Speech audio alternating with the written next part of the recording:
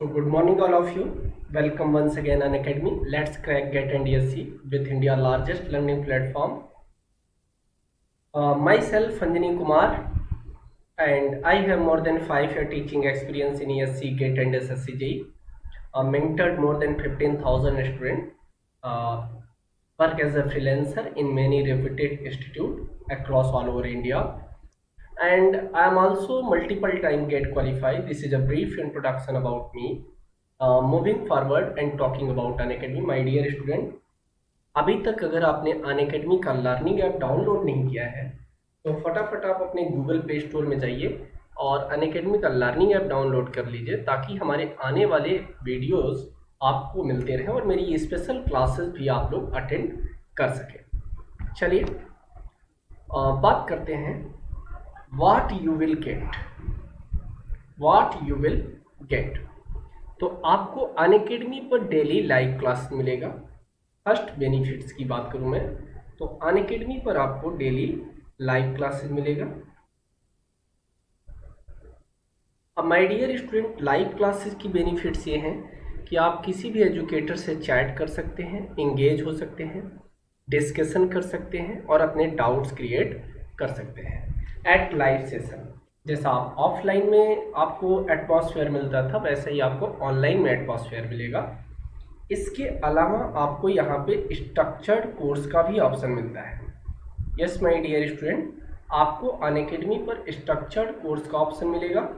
और अगर मैं बात करूँ स्ट्रक्चर्ड कोर्स की तो अगर आपने गेट 2020 का प्लान किया है तो आपके लिए गेट 2020 का बैच है, और अगर आपने गेट 2021 प्लान किया है तो आपके लिए गेट 2021 का सेपरेट बैच है। तो आप अपने अकॉर्डिंगली बैच चूज कर सकते हैं, कोर्स चूज कर सकते हैं और अपने स्टडी को कंटिन्यू कर सकते हैं।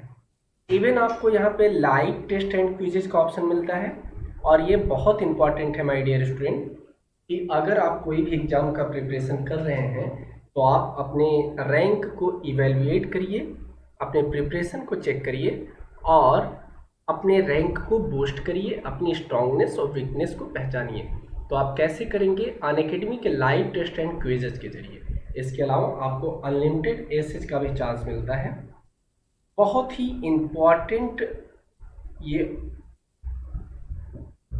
बहुत ही इम्पॉर्टेंट आपके लिए ये प्रोसेस है कि अगर आपने कोई भी क्लास मिस कर दिया है,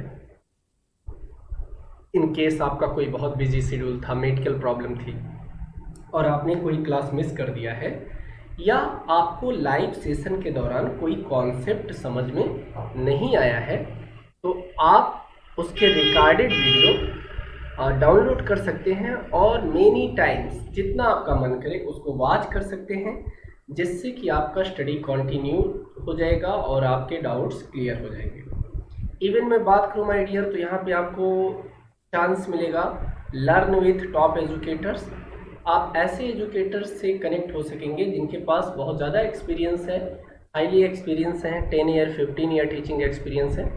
वो आपको बताएंगे कि किसी भी एग्ज़ाम को क्रैक करने की स्ट्रेटजी क्या होनी चाहिए और आपको ऐसे कॉन्सेप्ट डिलीवर करेंगे कि जिससे आपका स्टडी बहुत आसान हो जाएगा। चलिए माय डियर, अगर मैं गेट और एससी की बात करूं तो गेट और एससी में आपको डिफरेंट स्ट्रीम यहाँ पे मिल जाएगा। एज लाइक इलेक्ट्रिकल मिल जाएगा, सिविल मिल जाएगा, मैकेनिकल मिल जाएगा। पर्टिकुलर मैं आपको सिविल डील कराऊंगा यहाँ पे। और अगर मैं सिविल की बात करूँ माय डियर तो सिविल में आपको अप्रॉक्सीमेट 7 कोर्सेज अवेलेबल हैं। आप अपने अकॉर्डिंग कोर्स को चूज कर सकते हैं और अपने स्टडी को कंटिन्यू कर सकते हैं। इसके अलावा अब आइए हम लोग सब्सक्रिप्शन पे बात करते हैं।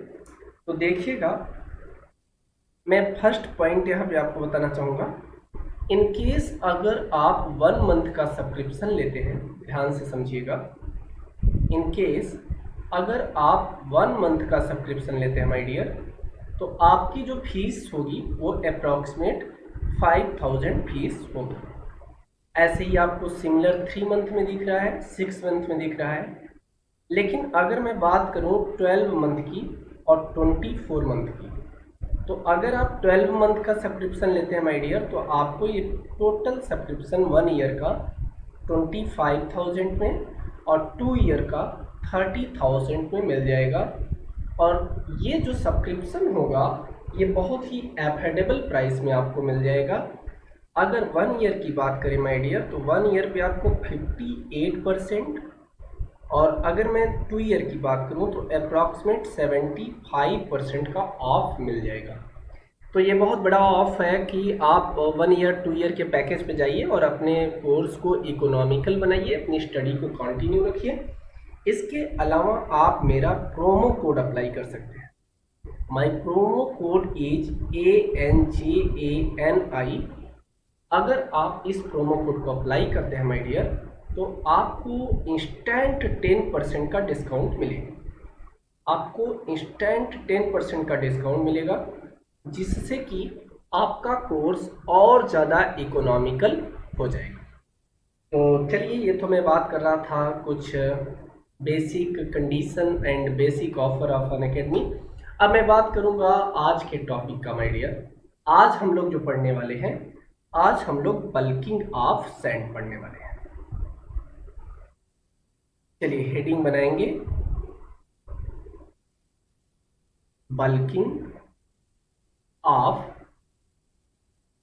सैंड।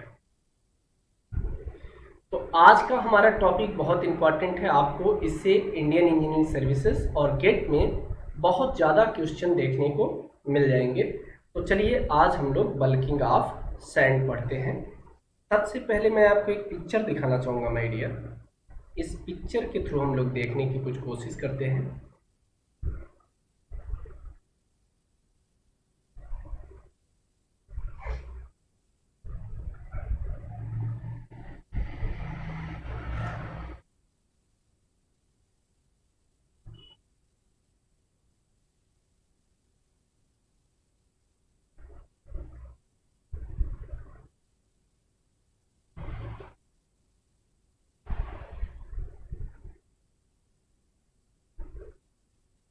चलिए अब देखिएगा, मैंने आपको एक्स एक्सिस दिखाया है vertical and Y Y axis दिखाया है हॉरिजॉन्टल।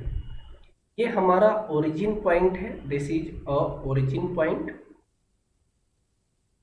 And here is 0 0। अब मैं यहाँ पे क्या दिखा रहा हूँ माय डियर, मैं आपको यहाँ पे वाटर कंटेंट दिखा रहा हूँ। वाटर कंटेंट मतलब क्या है, मॉइस्चर। वाटर कंटेंट मतलब मॉइस्चर की वैल्यू दिखा रहा हूँ। ये मेरा 0 है, यहाँ पे मैंने 4 आपको दिखाया है। ये मेरा 6 है, here is 8 10 and 12। This is a moisture content. अब देखिएगा, मैंने इस एक्स एक्सिस पर आपको वॉल्यूम दिखाया माय डियर। यहाँ पे मैंने आपको वॉल्यूम दिखाया है एंड वॉल्यूम इज 10 20 30 एंड 40। अब मैंने आपको वॉल्यूम इन परसेंटेज दिखाया है and moisture content in percentage दिखाया है। चलिए अब आपको कुछ ओरिजिन पॉइंट दिखाते हैं हम।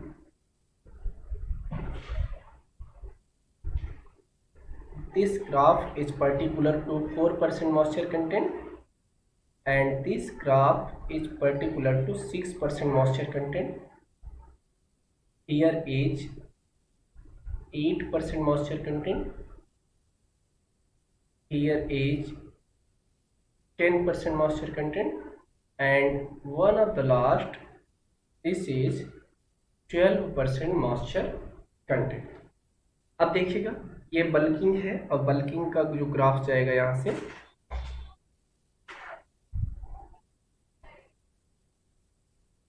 This is 10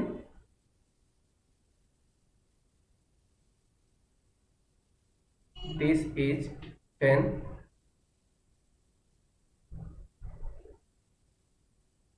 here is 20 this is volume, this is 30% growth in volume, 30%, and one of the last, this is 40% growth in volume. अब देखिएगा माय डियर, मैं आपको क्या दिखाना चाह रहा हूँ, फाइन सैंड, कोर्स सैंड और मीडियम सैंड का ग्राफ बल्किंग ऑफ सैंड में कैसा बनता है। तो चलिए सबसे पहले मैं बात करूँगा कोर्स सैंड की, तब मीडियम सैंड की, उसके बाद फाइन सैंड। तो सबसे पहले हम लोग कोर्स सैंड को देखते हैं। Here is origin point,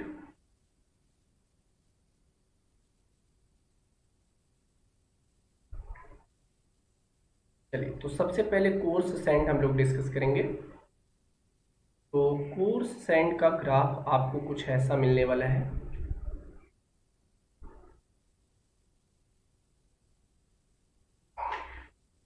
here is coarse sand. इसके बाद माय डियर आपको मीडियम सैंड का ग्राफ मिलेगा, एंड मीडियम सैंड कुछ आपको इस तरह से ग्राफ मिलेगा। And one of the last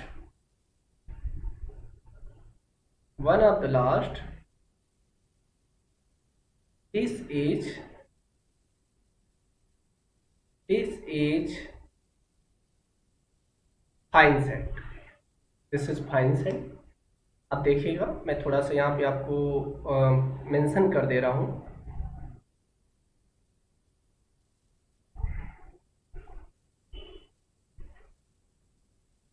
ये जो ग्राफ है, इस graph is particularly for coarse sand, this is coarse sand, and here is medium sand, and one of the last, this is fine sand। तो हमारे पास तीन तरह के ग्राफ मिल रहे हैं। इस ग्राफ से मुझे क्या देखने को मिल रहा है कि जो मैक्सिमम बल्किंग हो रही है वो फाइन सैंड में हो रहा है, और जो मिनिमम बल्किंग हो रहा है वो कोर्स सैंड में हो रहा है। ऐसा क्यों हो रहा है, इस पॉइंट को रिकॉर्ड करेंगे my dear. Point 1, bulking is increase, bulking is increase in the volume given, in the volume given mass of sand,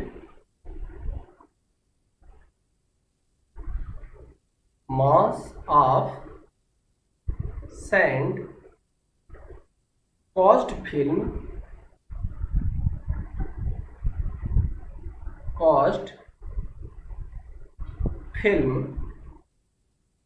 of water,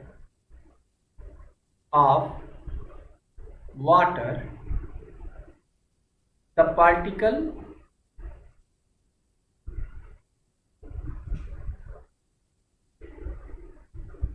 around the particle।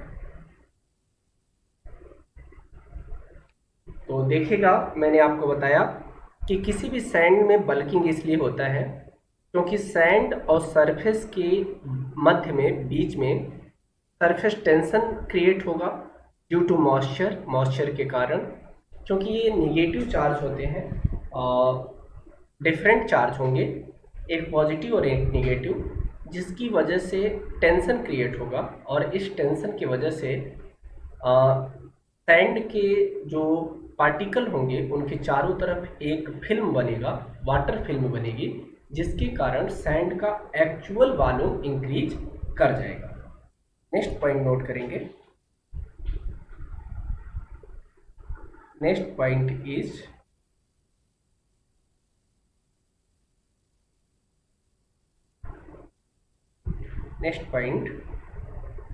in case in the volume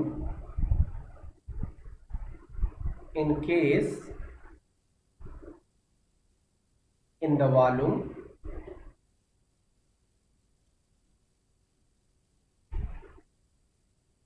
of given mass of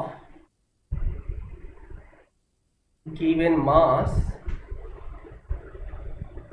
of fine aggregate of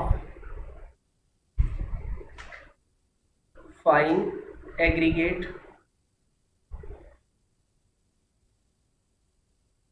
caused by water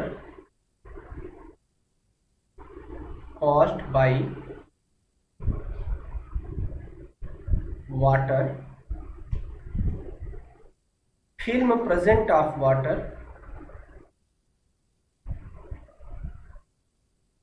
film present of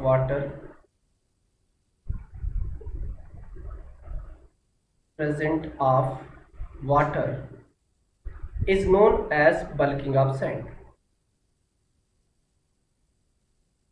Is known as bulking of sand.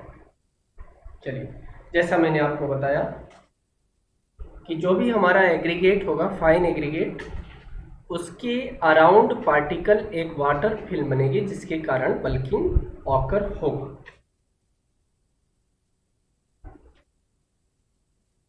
चलिए, next point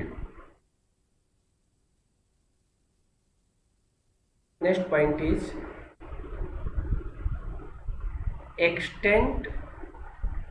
extent of bulking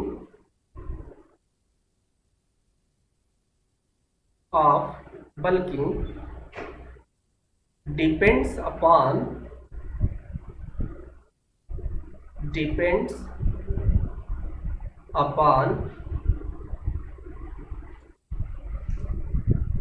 the moisture content and its fineness. The moisture content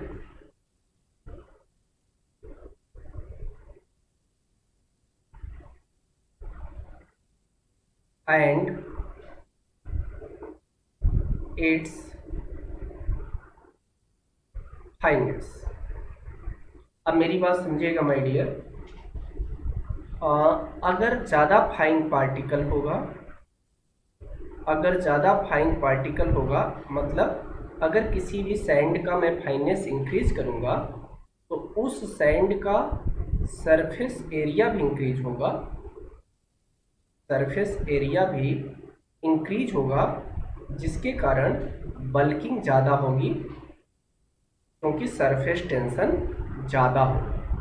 चलिए, पहला point समझ में आ गया कि जितना ज़्यादा आप फाइनेस इंक्रीज करोगे सरफेस एरिया उतना ज़्यादा इंक्रीज होगा और आपके सैंड में बल्किंग का भी वैल्यू उतना ही ज़्यादा रहेगा. तो ये तो मैं फर्स्ट पॉइंट की बात कर रहा था. अब नेक्स्ट पॉइंट नोट करेंगे.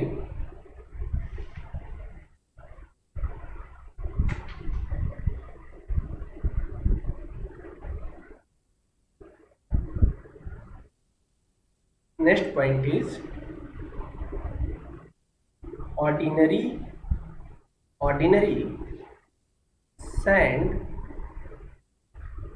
ordinary sand its bulking varies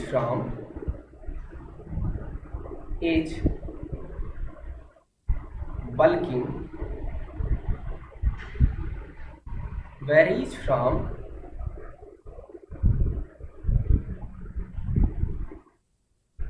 varies from 15 to 30%.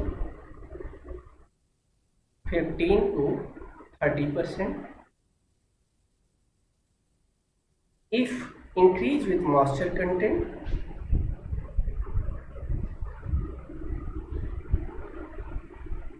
increase with moisture content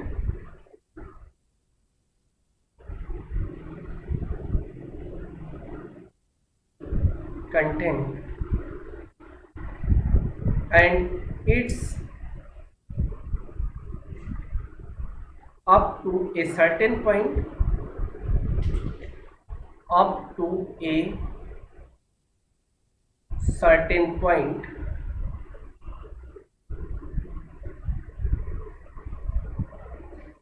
between 4 to 6%, between 4 to 6%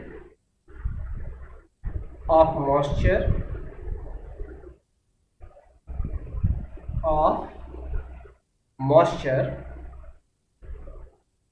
content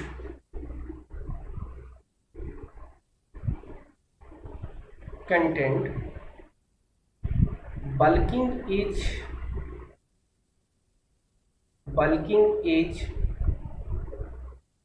maximum up to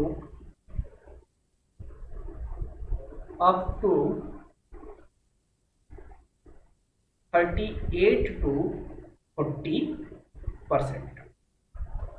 अब आप देखिएगा, अगर किसी सैंड में मॉइस्चर कंटेंट का मान, फाइन एग्रीगेट में मॉइस्चर कंटेंट का मान बिटवीन 4 to 6% है, मतलब 4 से 6% के बीच में है, तो इस समय उस सैंड की मैक्सिमम बल्किंग आपको देखने को मिलेगी और इस बल्किंग का वैल्यू इसके इनिशियल वॉल्यूम का 38 से 40% वॉल्यूम इंक्रीमेंट देखने को मिल सकता है। चलिए अब हम नेक्स्ट पॉइंट की बात करेंगे। Next, if the film is broken, अगर फिल्म टूट जाए तो क्या होगा my dear? If the film is broken, if the film is broken, the volume is decreased, the volume is decreased। मैंने आपसे बताया कि किसी भी सैंड का जो वॉल्यूम होता है वो इंक्रीमेंट करता है, क्योंकि सैंड के पार्टिकल के अराउंड वाटर का फिल्म होता है। अगर ये वाटर का फिल्म टूट जाए तो ऑब्वियसली बात है कि जो सैंड की वॉल्यूम होगी वो डिक्रीज कर जाएगी, कम हो जाएगी। चलिए नोट करेंगे इस पॉइंट को। Next point, in ordinary sand, next point, in ordinary sand, in ordinary sand bulking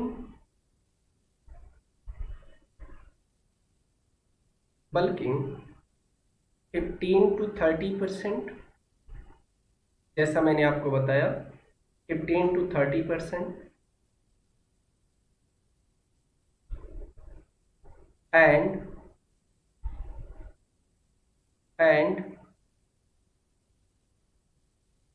moisture content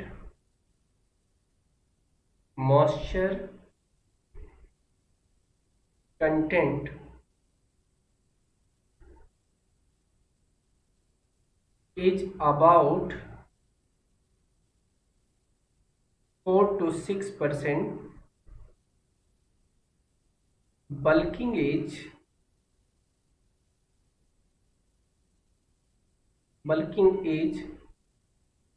up to 40%, but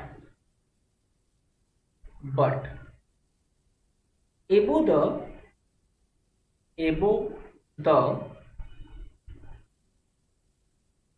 6% moisture content, 6% moisture content, bulking age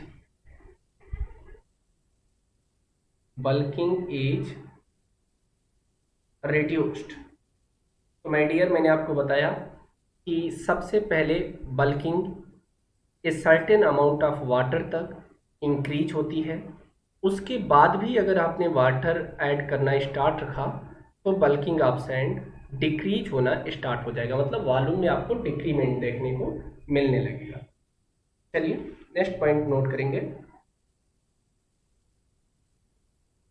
next, in production of concrete, in production of concrete,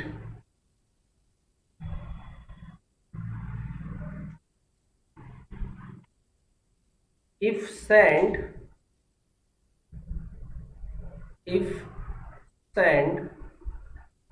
is measured by volume, sand is measured by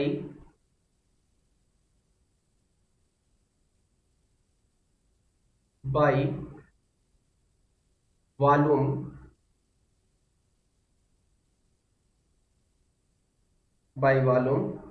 in composition of dry volume, in composition of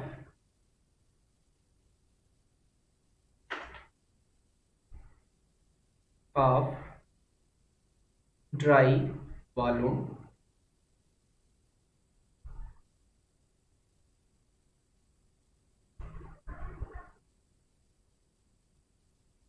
चलिए तो मैंने क्या बताया my dear, अगर आपको concrete में sand mix करना है तो सैंड की जो बैचिंग करेंगे वो हम लोग अगर वॉल्यूम बैचिंग कर रहे हैं तो हमेशा ड्राई वॉल्यूम बैचिंग करेंगे, कभी भी मॉइस्चर वॉल्यूम बैचिंग नहीं किया जाएगा।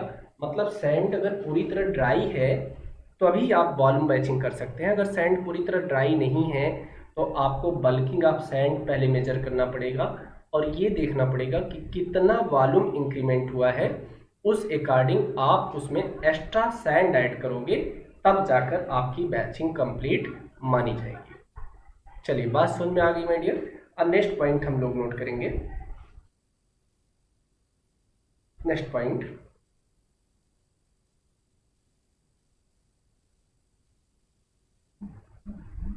मॉइस्चर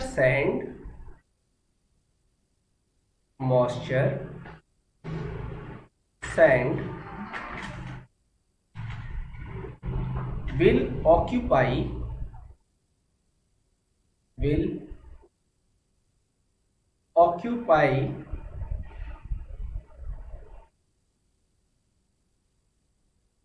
considerable volume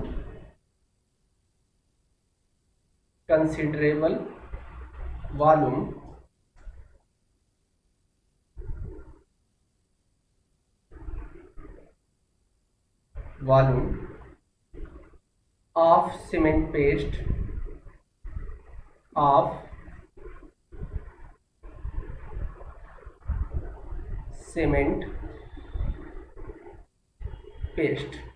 चलिए तो अब देखिएगा, अगर मॉइस्चर सैंड आप मेजर कर रहे हो, वॉल्यूम कर रहे हो, बैचिंग कर रहे हो, तो ये ऑक्यूपाई करेगा एक्स्ट्रा वॉल्यूम को, और एक्स्ट्रा वॉल्यूम ऑक्यूपाई करने के बाद जो आपका सीमेंट पेस्ट होगा वो डिक्रीज कर जाएगा। तो आपको इसके लिए एक्स्ट्रा सैंड ऐड करना पड़ेगा, नहीं तो आपके सीमेंट पेस्ट उतना अच्छा नहीं मिलेगा, सैंड उसमें कम पड़ेगा as comparison to coarse aggregate. अच्छा नेक्स्ट पॉइंट नोट करेंगे हम लोग। Next point, bulking in field, bulking of sand in field determine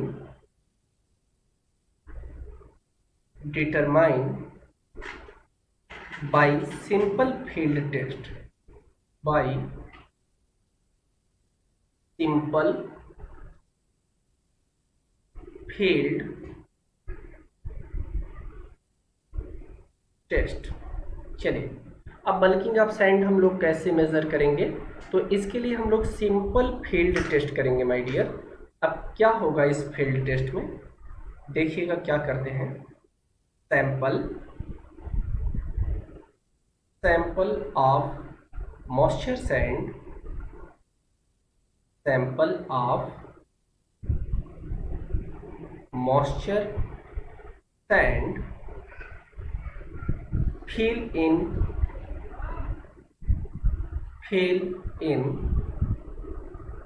cylinder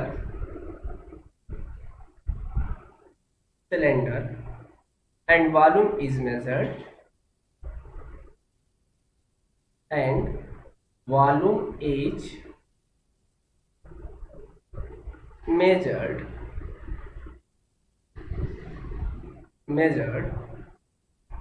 as a।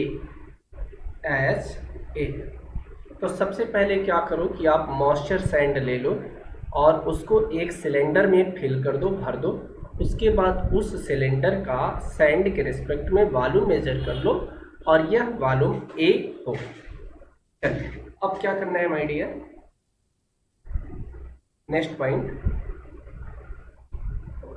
Now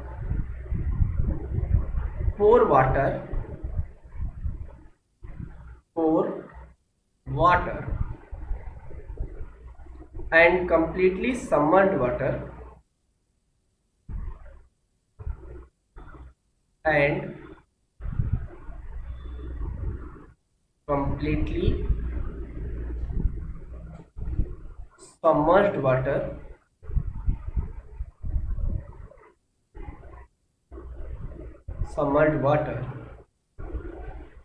the sand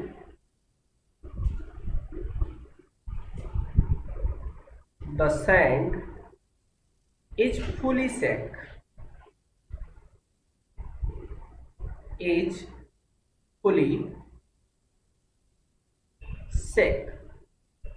and volume is measured,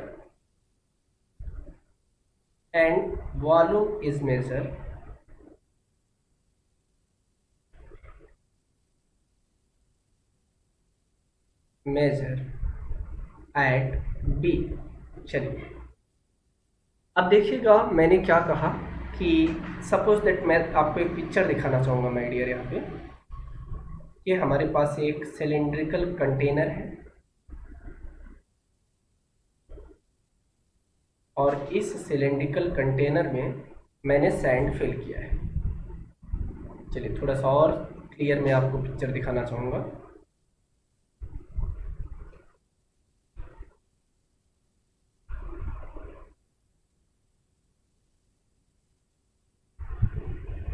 चलिए देखते हैं।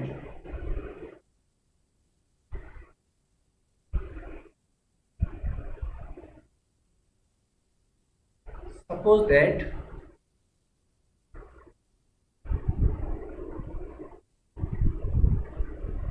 ये हमारे पास एक सिलेंड्रिकल कंटेनर है और इस सिलेंड्रिकल कंटेनर में हमने ये जो रेड कलर के आपको पार्टिकल दिख रहे हैं माय डियर, ये रेड कलर के पार्टिकल ये मेरे सैंड के पार्टिकल्स हैं। मैंने इसमें सैंड भर दिया, ये मैंने सैंड भर दिया है। अब देखिएगा मैंने आपको बताया कि इस समय सैंड जो है ये मॉइस्चर कंडीशन में है। मॉइस्चर कंडीशन में है तो ऑब्वियसली बात है कि सैंड के पार्टिकल के चारों तरफ इस समय वाटर फिल्म होगा। तो मैं इनको भी आपको दिखा दूं कि इस समय सैंड के पार्टिकल के अराउंड चारों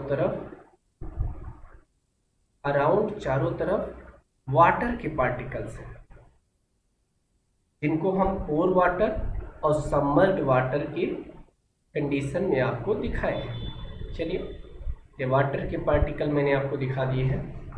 अब देखिएगा इस केस में क्या होगा कि सबसे पहले मैंने पोर वाटर और सैंड ये टोटल वॉल्यूम मेजर कर दिया। ध्यान से देखिएगा मैंने आपको टोटल वॉल्यूम दिखा दिया।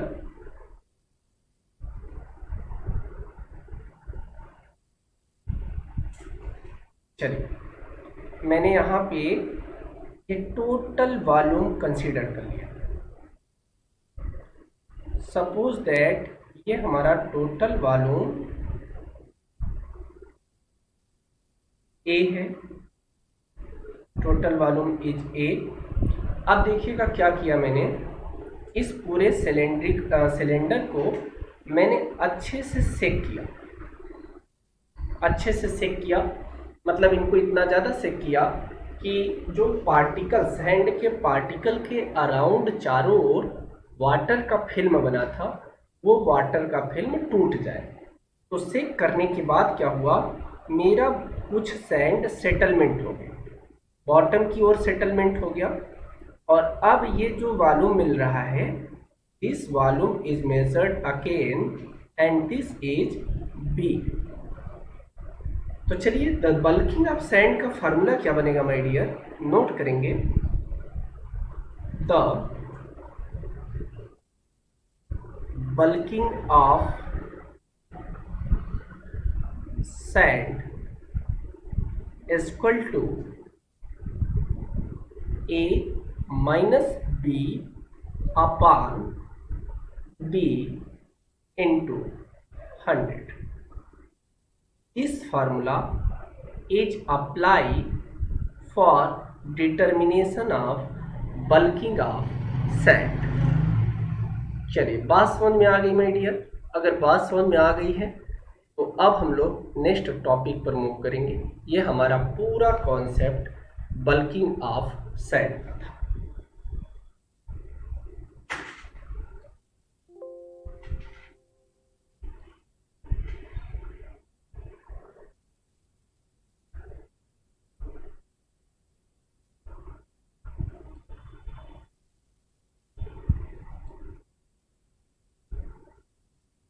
चलिए, अब हम नेक्स्ट टॉपिक पर चलेंगे और अब डिस्कस करेंगे हम लोग डेलीटेरियस मटेरियल। चलिए देखते हैं कि डेलीटेरियस मटेरियल क्या है माय डियर। हेडिंग बनाएंगे डेलीटेरियस मटेरियल।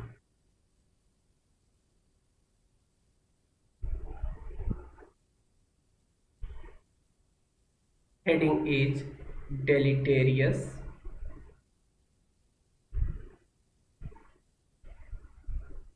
मटेरियल।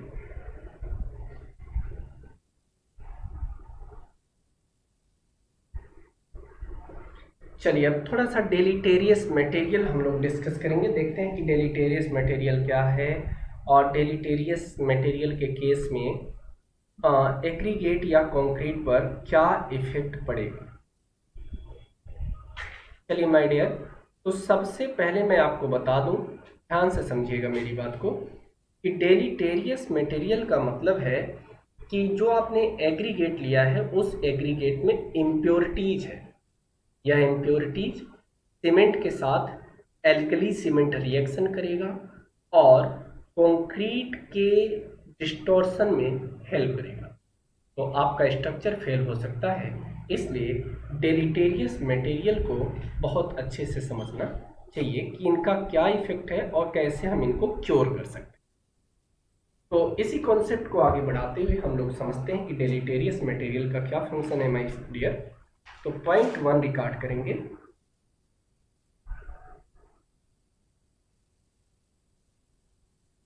चलिए नोट करेंगे point 1।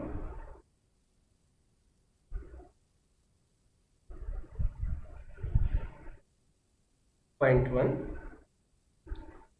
Deleterious material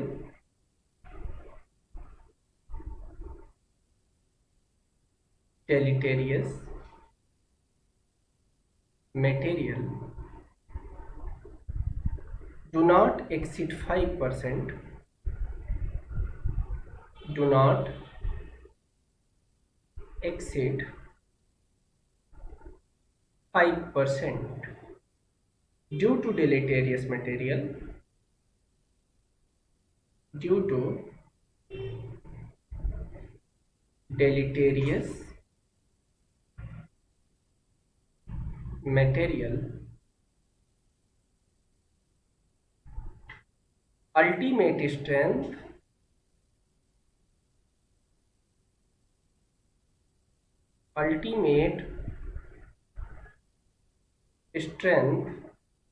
of concrete is reduced।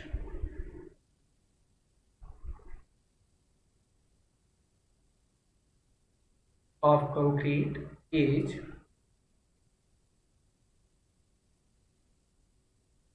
reduced। चलिए, तो डेलिटेरियस मटेरियल एक बहुत ही हार्मफुल एजेंट है कंक्रीट में, एग्रीगेट में। अगर डेलिटेरियस मटेरियल किसी भी कंक्रीट या एग्रीगेट में है तो माय डियर इसकी वजह से कंक्रीट का अल्टीमेट स्ट्रेंथ डिक्रीज हो जाएगा। चलिए नेक्स्ट पॉइंट हम लोग नोट करेंगे इसमें। Next point,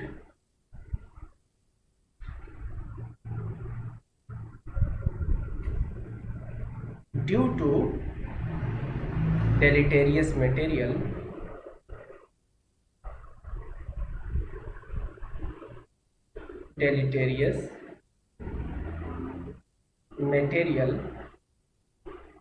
reduced hydration of cement,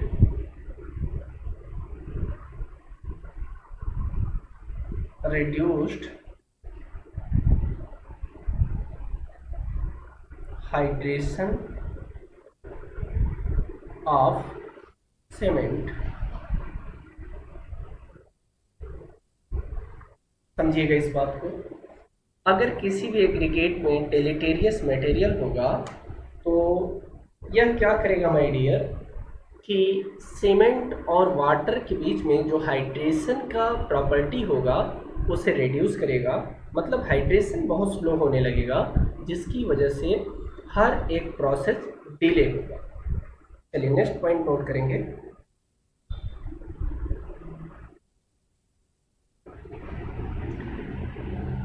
reduce bond strength,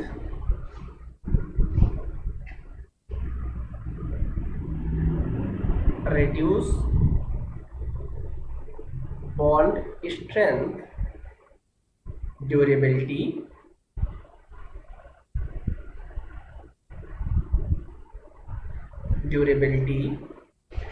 and total strength and total strength of concrete। चलिए, तो अगर डेलेटेरियस मटेरियल है तो इसकी वजह से बॉन्ड स्ट्रेंथ भी रिड्यूस होगा, ड्यूरेबिलिटी भी रिड्यूस होगा और कंक्रीट का टोटल स्ट्रेंथ भी रिड्यूस हो जाएगा। इसके अलावा डेलेटेरियस मटेरियल इन्फ्लोरेसेंस की वैल्यू भी इंक्रीज करेगा माय डियर, तो नोट करेंगे इस पॉइंट को। Increase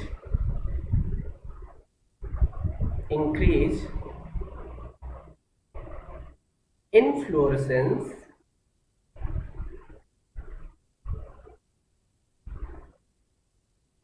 of concrete. तो इन्फ्लोरेसेंस की वजह से वॉल्यूम प्लस होगा, फिर वॉल्यूम माइनस होगा, जिसकी वजह से पूरा का पूरा स्ट्रक्चर फेल होने का चांस बढ़ जाएगा।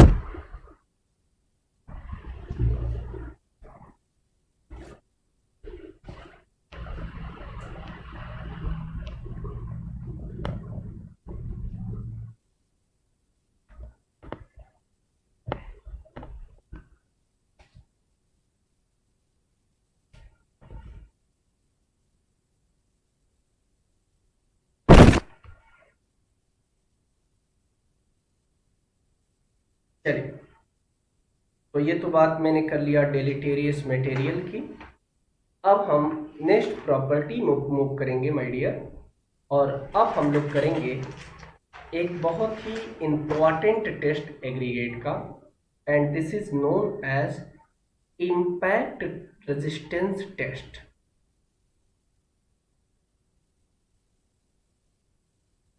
चलिए इस टेस्ट को डन करेंगे। This is known as impact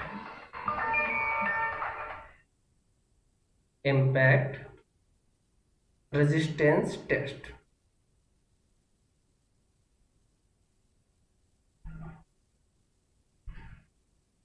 This is known as impact resistance test। अब चलिए हम लोग impact resistance test करते हैं। बहुत ही इंपॉर्टेंट फंडामेंटल है impact resistance test.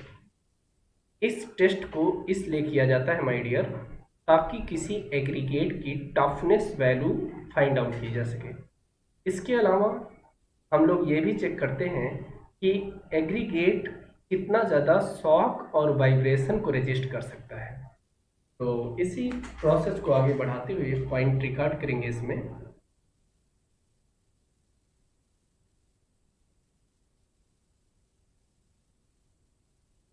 Point 1, determine for varying of impact load. Determine for varying of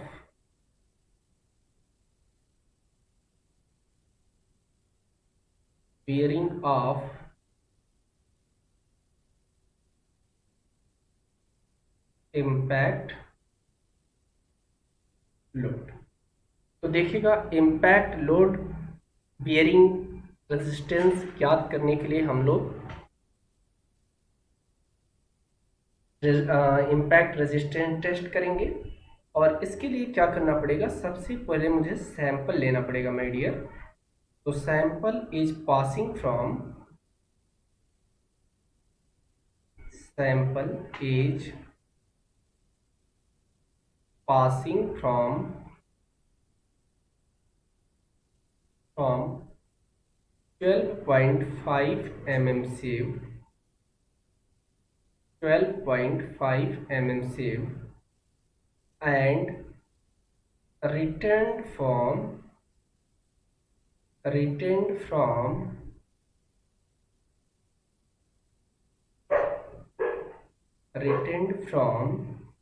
10 mm sieve, 10 mm sieve. Weight is noted as W1. बहुत important है, समझिएगा। वेट इज नोटेड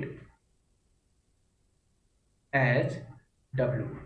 तो अब आप समझिएगा मैंने क्या किया माय डियर, कि मैंने ऐसा सैंपल लिया है जो 12.5 mm सीव पर पास हो गया, लेकिन अगर मैंने उससे स्मॉलर सीव लगाया, मतलब 10 mm का सीव लगाया, तो रिटेंड कर गया। अब जितना पार्ट रिटेंड किया है इसका वेट कर लिया, दिस इज W1।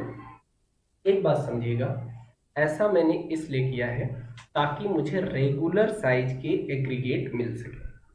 चलिए अब नेक्स्ट पॉइंट क्या करना है। Next,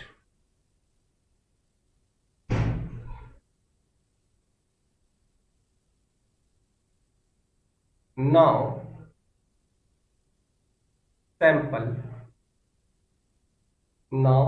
sample fill in the box, fill in the box in equal 3 layer, in equal 3 layer, and every layer and every layer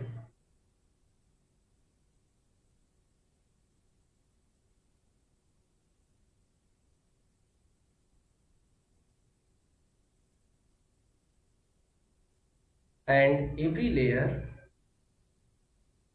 will be compacted, will be compacted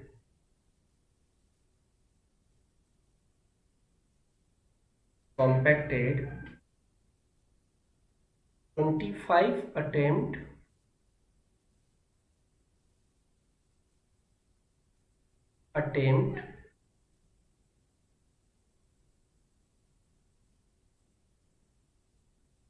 चलिए 25 attempt by the help of tamping rod, by the help of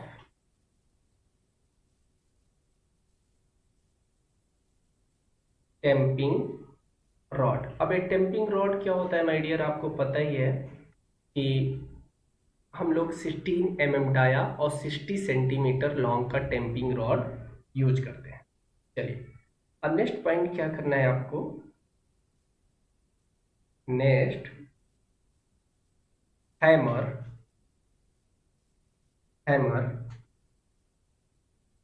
is dropped at 380 mm, is dropped at 380 mm,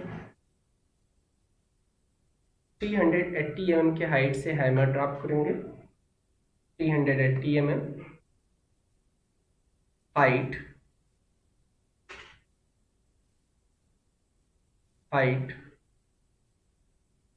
about 14 kg weight, about 14 kg weight in every 1 second,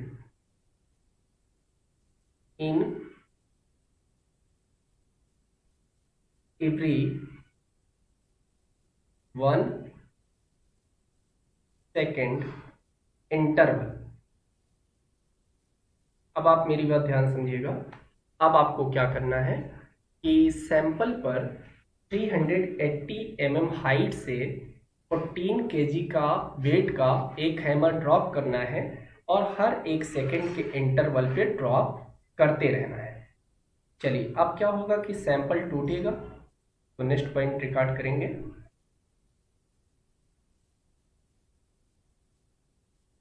चलिए now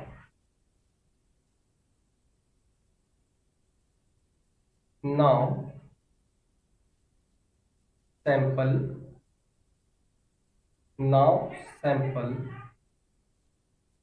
is crushed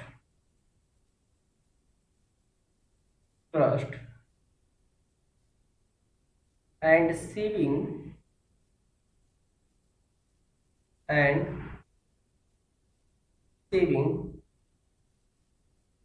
from 2.36 sieve, passing weight is recorded as W2. Passing weight is recorded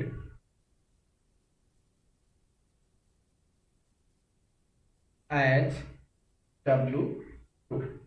चलिए passing wait मिल गया मुझे W2। Impact value क्या मिलेगी my dear, impact value IB equal to 45%। ये किसके लिए होगा 45%? This is for normal surface. Normal surface मतलब जैसे आपको बीम बनाना है, कॉलम बनाना है, जहाँ पे फ्रिक्शन का वैल्यू बहुत कम आता हो। And impact value IP equal to 30% for bearing surface. Bearing surface मतलब जहाँ पे फ्रिक्शन बहुत ज़्यादा आता हो, जैसे कि रनवे, हाईवे, रोड, इन सब जगह पे आपको 30% इम्पैक्ट वैल्यू रखनी पड़ेगी। चलिए अब थोड़ा सा देखते हैं माय डियर कि इसको निकालते कैसे हैं। नेक्स्ट पॉइंट, तो फार्मूला नोट करेंगे, IB equal to W2 upon W1 into 100। इस प्रकार से हम लोग IB को फाइंड आउट कर लेंगे।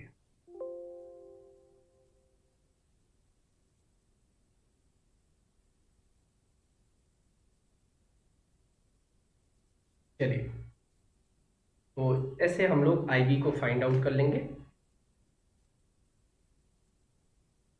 अब बात करेंगे हम कि अगर IB फाइंड आउट हो गया है माय डियर, तो किसी भी एग्रीगेट का साउंडनेस वैल्यू कैसे डिटरमाइन करेंगे।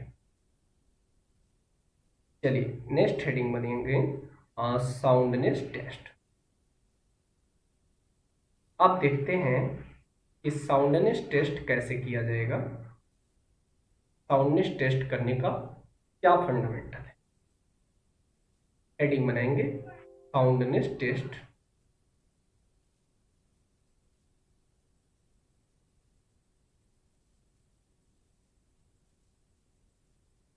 चलिए हेडिंग बनाएंगे soundness test.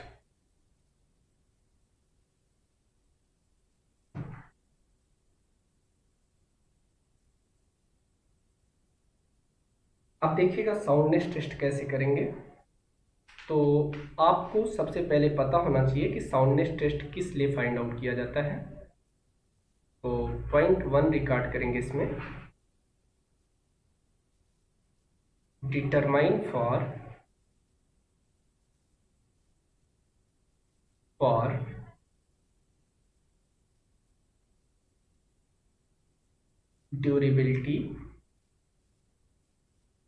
Durability of concrete. चलिए तो कंक्रीट की ड्यूरेबिलिटी अगर आपको फाइंड आउट करनी है तो उसके लिए आपको साउंडनेस टेस्ट करना होगा। कैसे करेंगे? सबसे पहले sample is dry in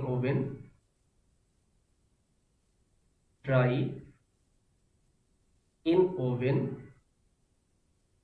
about 105 degree Celsius to 110 degree Celsius and weight is recorded as W1। तो सबसे पहले आप सैंपल को ड्राई कर लो और इनका वेट रिकॉर्ड कर लो W1। अब क्या करना है आपको my dear, now sample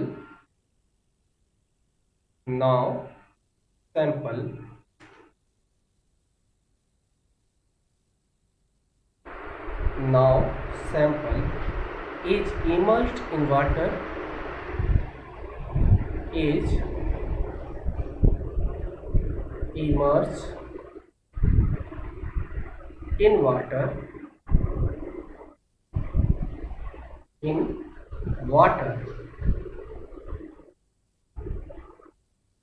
water की जगह पे आप सॉल्यूशन ले लो। चलिए यहाँ पे सॉल्यूशन लेंगे हम लोग, वाटर के जगह पे सॉल्यूशन का यूज करेंगे। In solution of Na2SO4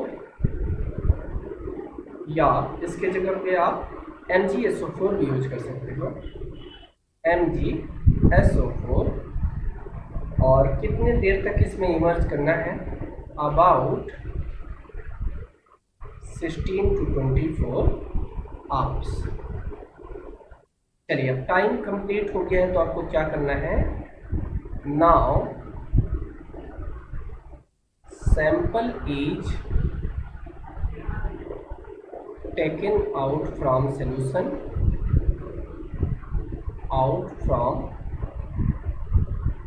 solution,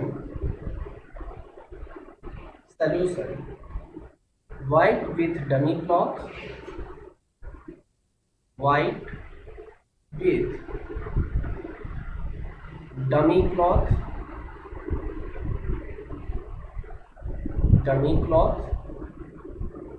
and drying them, and weight is recorded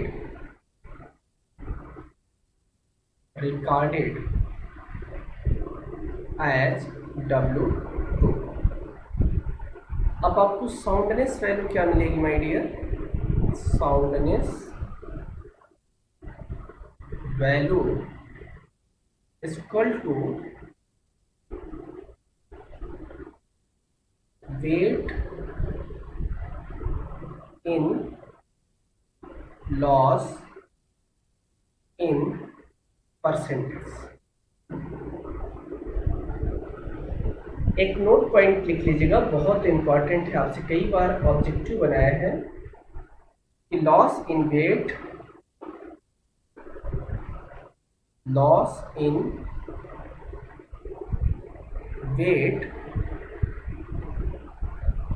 do not exceed